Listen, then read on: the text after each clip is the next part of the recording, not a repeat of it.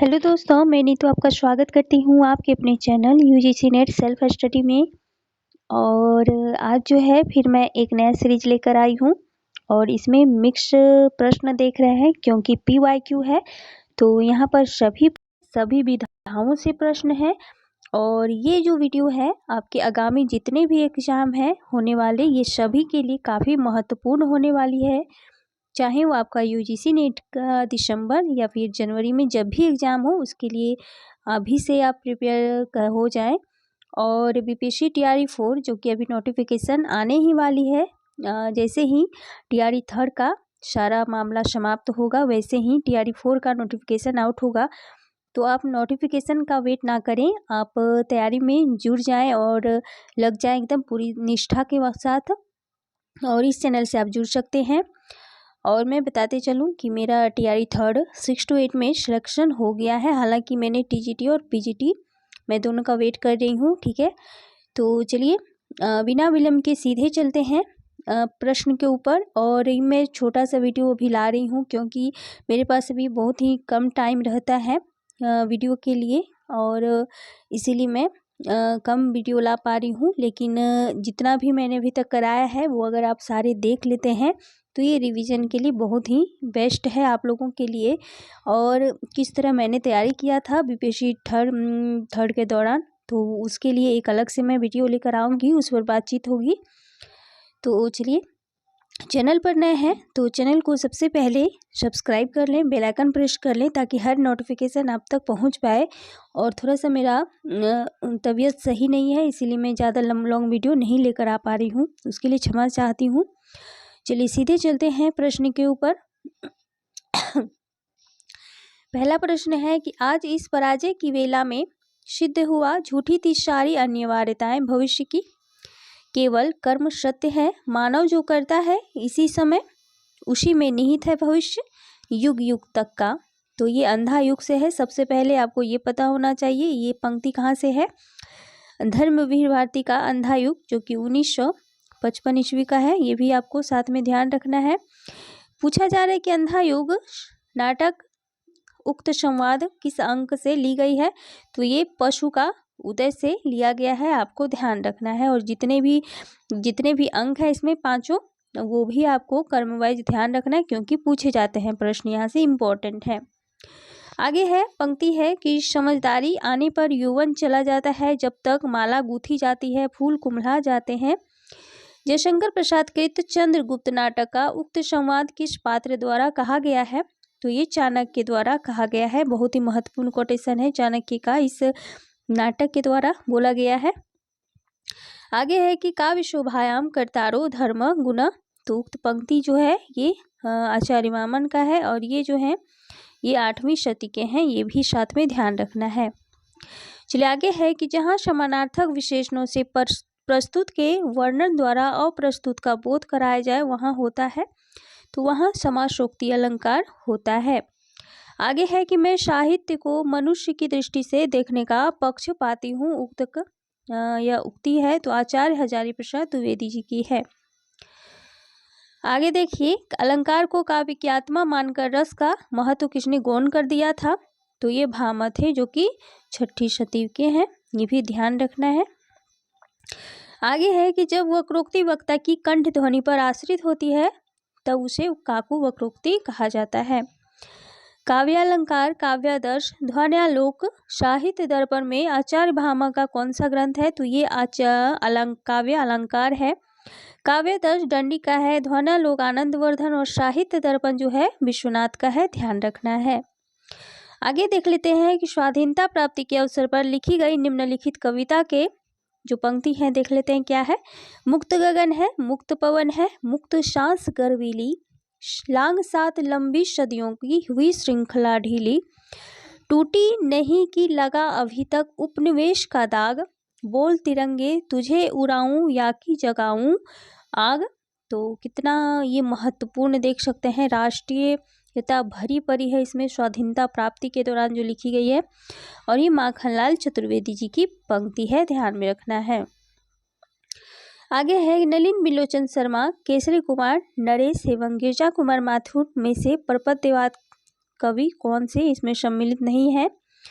तो ये हैं गिरिजा कुमार माथुर और नलिन विलोचन शर्मा, केसरी कुमार और नरेश जो हैं ये प्रपद्यवाद कवि हैं और जिसे नकेनवाद की भी संज्ञा दी जाती है। तो प्रपद्यवाद को ही नकेनवाद कहा जाता है, ये भी साथ में ध्यान रखना है। सॉरी, चलिए आगे देखते हैं। कविता तो कवि की आत्मा का आलोक है, उसके हृदय का रस है जो बाहर की वस्तु का अवलंब लेकर फूट पड़ती है। यह कथन है, तो यह रामधारी सिंह दिनकर जी का कथन है। आगे है कि प्रेमचंद्र के प्रसिद्ध उपन्यास पर आधारित नाटक कौन सा है? तो ये सूरदास है, जो कि प्रेमचंद्र द्वारा रचित है और ये सूरदास के जीवन पर ये आधारित है। भक्तमाल में रामानंद के प्रथम 4 शिष्यों का अनुक्रम बताना है और टोटल जो है 12 शिष्य हैं और पहले 4 शिष्य का पूछा जा रहा है। तो अनंतानंद, सुखानंद, सुरसुरानंद और नरहरियानंद, और यही नरहरियानंद जो है तुलसीदास जी के गुरु हैं। ये भी साथ ये साथ में आपको ध्यान रखना है। चलिए आगे देख लेते हैं। आचार्य हजारी प्रसाद द्विवेदी के अनुसार संप्रदायों का सही अनुक्रम पूछा गया है। तो हजारी प्रसाद द्विवेदी के अनुसार पूछा जा रहा है तो श्री संप्रदाय, ब्रह्म संप्रदाय, रुद्र संप्रदाय और शनकादिक संप्रदाय, और इसके जो सभी संस्थापक रहे हैं चारों संप्रदाय जो यहाँ पर वर्णित है, तो साथ में आपको संस्थापक भी ध्यान में रखना है। तो हालांकि मैं अभी बता सकती हूँ लेकिन मैं अभी नहीं बताऊंगी, क्योंकि मैं यहाँ पर अगर बता दूंगी तो आपका दिमाग काम करना नहीं चलेगा वो, और अगर मैं यहाँ पर आपको नहीं बताऊंगी तो आप खुद से सोचिए कि ये चारों संप्रदाय के संस्थापक कौन रह चुके हैं। इस तरह आपका जो दिमाग है वो एक्टिव रहेगा और खुद में प्रश्न और आंसर दोनों करेगा। तो इसलिए मैं कुछ प्रश्न आप पर भी छोड़ती हूँ। क्रिएटिव बढ़ती है इससे, और क्रिएटिविटी बढ़ती है तो माइंड भी जो है एक्टिव रहता है हर टाइम। तो ये अच्छे स्टूडेंट के लक्षण है कि माइंड जो है आपको एक्टिव रखना है और खुद से जो है क्वेश्चन आंसर करते रहना है, ठीक है। तो इस तरह जो है शार्प होगा दिमाग तो आपके परफॉर्मेंस भी अच्छे होंगे। आगे देखते हैं कि कालकर्म की दृष्टि से काव्य कृतियों का सही अनुक्रम बताना है। तो अंग दर्पण रसलीन का है, विरह बारिश बोधा का है, व्यंग्यार्थ कौमुदी और मधुर प्रिया, ये 2 रचनाएं किसके हैं आपको कमेंट में बताना है, ठीक है। चलिए आगे बताते हैं। प्रकाशन वर्ष के अनुसार रचनाओं का सही अनुक्रम बताना है। तो रश्मिरथी, कनुप्रिया, संशय की एक रात और द्रौपदी। तो रश्मिरथी 52 का है, कनुप्रिया 59, संशय की एक रात जो है 65 है और द्रौपदी 72, आपको ध्यान रखना है। आगे देखते हैं। रचनाकार के अनुसार भारतेंदु हरिश्चंद्र की रचनाओं को ध्यान में रखना है, अनुक्रम पूछा जा रहा है यहाँ पर। तो भक्त, सर्वस्व, प्रेम तरंग, सतसई सिंगार, मधु, मुकुल, ये सारे रचनाओं को ध्यान में रखना है और इनके डेट को भी यहाँ पर नहीं दिया गया है, तो आप ध्यान में रखिएगा, ठीक है। प्रकाशन वर्ष के अनुसार प्रबंध काव्यों का सही अनुक्रम बताना है। तो विष्णुप्रिया, उर्वशी, लोकायतन, आत्मजयी। तो विष्णुप्रिया 57, उर्वशी 61, लोकायतन 64 और आत्मजयी 65 है, ठीक है। तो ये सभी के रचनाकार को आपको नाम और डेट सन वो भी साथ में याद रखना है, ठीक है। चलिए आगे देख लेते हैं। जन्म काल के अनुसार कवियों का सही अनुक्रम बताना है। तो राजकमल चौधरी, श्रीकांत वर्मा, केदारनाथ सिंह और धूमिल बाद में आएंगे।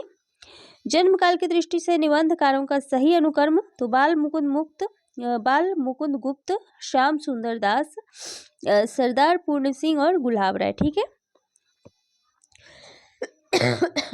बहुत प्रॉब्लम होता है, इसीलिए आप थोड़ा सा ये कीजिएगा कॉम्प्रोमाइज, ठीक है।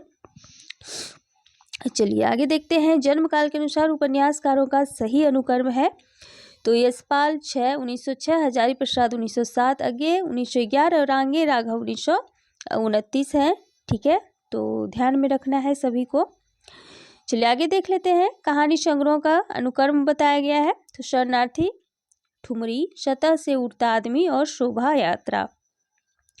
तो शरणार्थी जो है 48 है, ठुमरी 59 है, सतह से उड़ता आदमी ये 64 है, शोभा यात्रा जो है ये 90+ इसका डेट सन है। एग्जैक्ट मुझे याद अभी नहीं आ रहा है, अगर आपको पता हो याद हो तो आप जरूर से कमेंट कीजिएगा। चलिए आगे देख लेते हैं। जन्म काल के अनुसार नाटककारों का सही अनुक्रम बताना है। हरि कृष्ण प्रेमी है जो कि 1906 है, भीष्म सानी 1915 है, और मोहन राकेश जो है 1925, और शंकर शेष जो है इसका मुझे अभी याद नहीं आ रहा, तो अगर आपको याद हो तो जरूर से कमेंट कीजिएगा। प्रकाशन वर्ष के अनुसार निबंध संग्रहों का सही अनुक्रम बताना है। अंगद का पाव 1958, अद्यतन 1977, विकलांग श्रद्धा का दौर 1980, और मराल 1993। नाटक के कथानक में कुछ दृश्य सूची होते हैं और 5 प्रकार की सूची होते हैं। कौन कौन से? तो सबसे पहले विष्कंभक, प्रवेशक, चूलिका, अंकास्य और अंकावतार। ये पांचों को आपको बहुत ही गंभीर पूर्वक ध्यान में रखना है, प्रश्न पूछे जाते हैं यहाँ से। आगे है कि प्रकाशन वर्ष के अनुसार हजारी प्रसाद द्विवेदी के आलोचना ग्रंथ को आपको बताना है। तो हिंदी साहित्य की भूमिका 1940 की है ये। हिंदी साहित्य का आदिकाल 1952 का है। लालित्य मीमांसा 1965 का है, और मध्यकालीन बोध का स्वरूप 1970 का है। तो ये आपको ध्यान में रखना है, यहाँ से प्रश्न बनते हैं।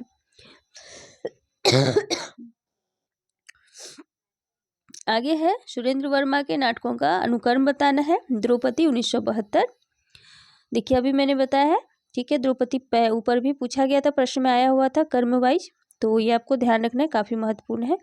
8वां सर्ग 1976, एक दूनी एक 1987, रतिका कंगन 2011 का है। आगे देख लेते हैं। स्थापना है जहाँ व्यक्ति जीवन का लोक जीवन में लय हो जाता है, वहीं भव की पवित्र भूमि है। तो ये सही है। इसीलिए कविता में विश्व हृदय का यह आभास कविता की यथार्थवादी अवस्था है। ऐसा नहीं है पूर्णतः कि यथार्थवादी अवस्था है, आंशिक रूप से कुछ सही है, लेकिन पूरी तरह से ये सही नहीं कहा जा सकता है। तो ये आपको ध्यान में रखना है, ठीक है।